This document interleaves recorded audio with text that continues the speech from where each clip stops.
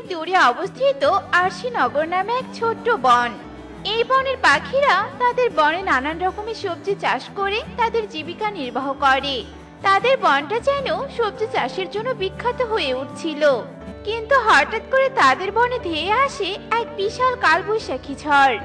টোনা, হ্যাঁ টোনা, আকাশের পরিস্থিতি দেখে মনে হচ্ছে এই বৃষ্টি আরো কিছুদিন চলবে, আর এরকমটা হলে তো জমির সবজি নষ্ট হয়ে যাবে টোনা। হ্যাঁ টুনি, সেটা তো আমিও ভাবছি। এই বনের বেশিরভাগ পাখি কম বেশি অনেক সবজি চাষ করেছে। এই কালবৈশাখী ঝড় বুঝি আমাদেরকে নিঃস্ব করে ছাড়বে টুনি। মা, ও মা, এত বৃষ্টির কারণে আমি আজ দুদিন থেকে ঘরের বাইরে খেলতে যেতে পারছি না। ধুর বাবা, আমার কিছুই ভালো লাগছে না। এরপর বৃষ্টি চলতেই থাকে, আকাশ আরো বেশি কালো হয়ে আসে, আর এরকমটা প্রায় সপ্তাহখানেক হতে থাকে, যার ফলে সারা বন বন্যায় ডুবে যেতে থাকে। মাঠের সব সবজি বন্যার পানিতে ভেসে যেতে থাকে, আর বনের সব পাখিরা উঁচু আশ্রয় কেন্দ্রে আশ্রয় নেয়। আহারে, মেয়েটা আমার দুদিন হলো মুখে কিচ্ছু তুলতে পারেনি।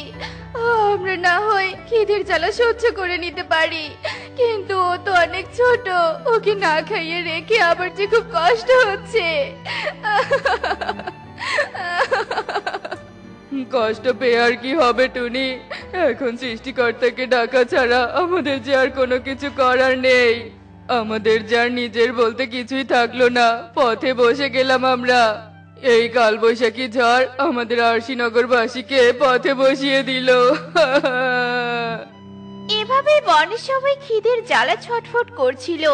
এমন সময় এক বিশাল আকারের বড় নৌকা নিয়ে বনে খাবার নিয়ে আসে কিছু সরকারি স্বেচ্ছাসেবী কর্মকর্তা। শোনো শোনো শোনো, আর নেই খাবার নিয়ে চিন্তা। এই বন্যায় আমরা এনেছি তোমাদের জন্য শুকনা খাবার। তাই আর দেরি না করে সবাই চলে আসো আমার মাইকের সামনে। ওই দেখো টুনি, কেউ আমাদেরকে সাহায্য করতে এসেছে। বেশ ভালো হয়েছে, তাই না বলো টুনি? এই খাবার খেয়ে অন্তত আজকের দিনটা পার করে দিতে পারবো। এরপর কালু ও ঈগল নামে স্বেচ্ছাসেবীরা টোনা ও টুনিদেরকে কিছু শুকনো রুটি আর পাকা কলা দেয়। আর কিছুক্ষণ পরে ভেলা ভাসিয়ে খাবার নিতে আসে পারুল নামের এক ছোট্ট মেয়ে। আঙ্কেল, ও আঙ্কেল, আমাদের কিছু খাবার দিয়ে সাহায্য করুন। আমরাও যে না খেতে পেরে অনেক কষ্টে দিন কাটাচ্ছি, আর আমরা আমাদের উঁচু স্কুলের ছাদে আশ্রয় নিয়েছি। আর আমাদের কাছে তো অতগুলো ভেলা নেই, তাই ওদের সবার হয়ে আমি খাবার নিতে এসেছি। আরে বাহ, এইটুকু বয়সে তুই বনের পাখিদের জন্য এত ভাবছিস, খুব ভালো করেছিস। বিপদের সময় আমাদের একে অপরের পাশে থাকা উচিত। আর এই নে, এখানে অনেকগুলো শুকনো রুটি আর বেশ কিছু কলা আছে। তুই এগুলো আশ্রয় কেন্দ্রের সব পাখিদের দিয়ে দিস। আপনাদেরকে অনেক ধন্যবাদ।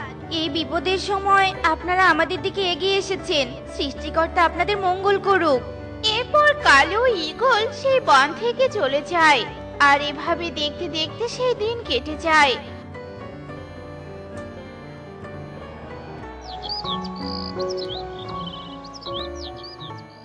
আর বন্যার পানিও রাতের মধ্যেই শুকিয়ে যায়। এরপর বনের সবাই তাদের বাড়িঘর ভাঙাচুরা অবস্থায় ফিরে পায়। কারো কারো কপালে সেই ভাঙাচুরা চালটাও থাকে না, আর এই জন্য বনের সবাই মারাত্মকভাবে ক্ষতিগ্রস্ত হয়ে পড়ে।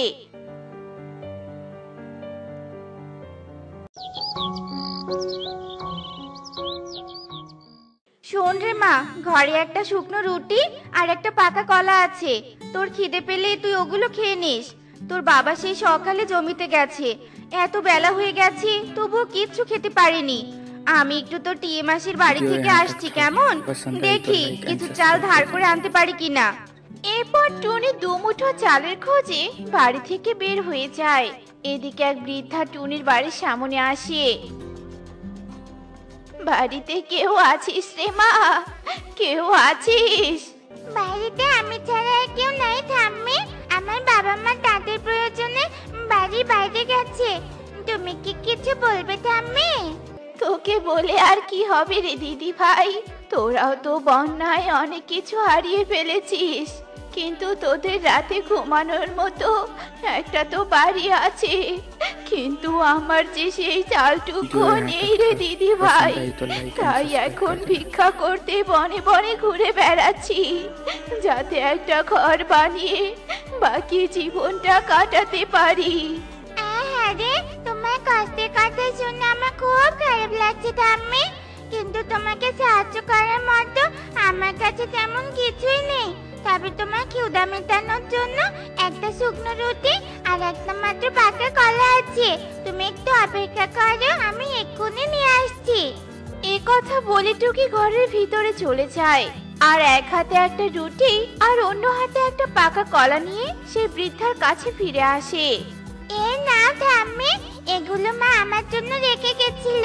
আমার তো এখন খেতে পাইনি, তাই এগুলো এখন তুমিই খেয়ে নাও।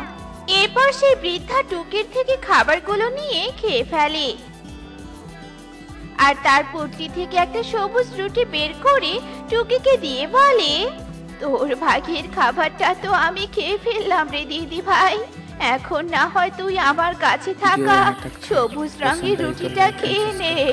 ও মা গো, সবুজ রঙের রুটি, তা আবার হয় নাকি? এরকম রুটি তো আমি এর আগে কখনো দেখিনি। আচ্ছা ঠাম্মি, এই রুটিটা খেতে বুঝি অনেক সুস্বাদু হবে, তাই না? হ্যাঁ, এটা খেতে অনেক সুস্বাদু। শুধু তাই নয়, এই একটি মাত্র রুটি তোদের ক্ষতিগ্রস্ত বনবাসীকে অনেক সাহায্য করবে। হা হা হা হা। এরপর সেই বৃদ্ধা একটু মুচকি হাসি হেসে সেখান থেকে চলে যায়, আর ঠিক তখনই সেখানে টুনি চলে আসে, আর টুকির হাতে সবুজ রুটি দেখে বলে, এই রুটিটা তুই কোথায় পেলি রে মা? এরকম রুটি তো আগে কখনো দেখিনি। এরপর টুকি তার মাকে সব কথা খুলে বলে, আর টুকির কথা শুনে টুনি অনেক চিন্তায় পড়ে যায়।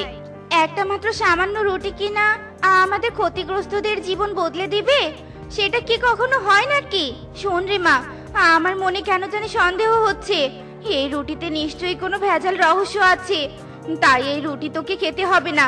এই যে আমি চাল নিয়ে এসেছি, এখন আমি ভাত রান্না করব, তারপর তোর বাবা এলে সবাই একসাথে বসে ভাত খাবো।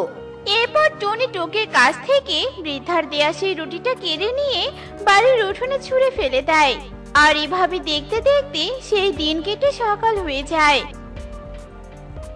वीडियो यहाँ तक था, पसंद आई तो लाइक एंड सब्सक्राइब कर देना। আর সকাল হতে টুনি টুকি ও টোনা এক অবাক করা অদ্ভুত গাছ দেখতে পায়, আর সেই গাছে ঝুলে থাকে অনেকগুলো সবুজ রঙের রুটি। এ কি, এসব আমি কি দেখছি? রুটির আবার গাছ হয় নাকি? তাও আবার সবুজ রঙের রুটি। টুনি, হ্যাঁ টুনি, এরকম অদ্ভুত গাছ আমাদের উঠোনে কিভাবে এলো বলো তো?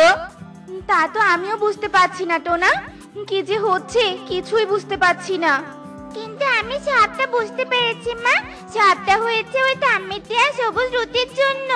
আর ঠাম্মি তো আমাকে বলে গেছে একটা রুটি আমাদের বনের ক্ষতিগ্রস্তদের অভাব দূর করে দিবে, আর এর জন্য হয়তো ফেলে দেয়া রুটি থেকে এমন অদ্ভুত গাছ হয়েছে। কি মজা, কি মজা! এখন আমি আমাদের রুটির গাছ থেকে রুটি পেড়ে বনে সবাইকে দিতে পারবো। হ্যাঁ রে মা, তুই ঠিক বলেছিস, এই রুটিগুলো আমাদের বনে থাকা ক্ষতিগ্রস্তদের খাদ্যের অভাব দূর করে দিবে। কেননা এখন এই অবস্থায় অনেকেই খাদ্য জোগাড় করতে পারছে না, আর তাই এই রুটিগুলো পেড়ে তাদের পাশে গিয়ে দাঁড়াতে হবে। আর বুড়িমা হয়তো এটাই চেয়েছিলেন। টুনি, হ্যাঁ টুনি, তোমরা মা মেয়ে মিলে কোন বৃদ্ধার কথা বলছো বলো তো? আমি তো তোমাদের কথার কিছুই বুঝতে পারছি না। আমি তোমাকে সবটা বলছি বাবা। এরপর টুকি তার বাবাকে সব কথা খুলে বলে। বুঝলে টুনি, স্বয়ং সৃষ্টিকর্তা আমাদের বনের দিকে মুখ তুলে চেয়েছেন, তাই তো তিনি বৃদ্ধার বেশে আমার মেয়ের হাতে খাবার তুলে দিয়েছেন। আমার মেয়েটা যে বড় ভাগ্যবতী গো। হ্যাঁ টোনা, চলো চলো, এক্ষুনি আমরা বনে বনে সবুজ রুটি বিতরণ করা শুরু করি। এরপর টোনা ও টুনি তাদের ভ্যানে করে বনে গিয়ে সবার বাড়ি বাড়ি রুটি বিতরণ করে। এতে বনের সবাই খাদ্যের অভাব থেকে কিছুটা রেহাই পায়। আর এভাবে দেখতে দেখতে আরশি নগরে আবারও সবুজ চাষের সমারোহ দেখা যায়, আর আবার ওই বনের পাখিদের মুখে হাসি।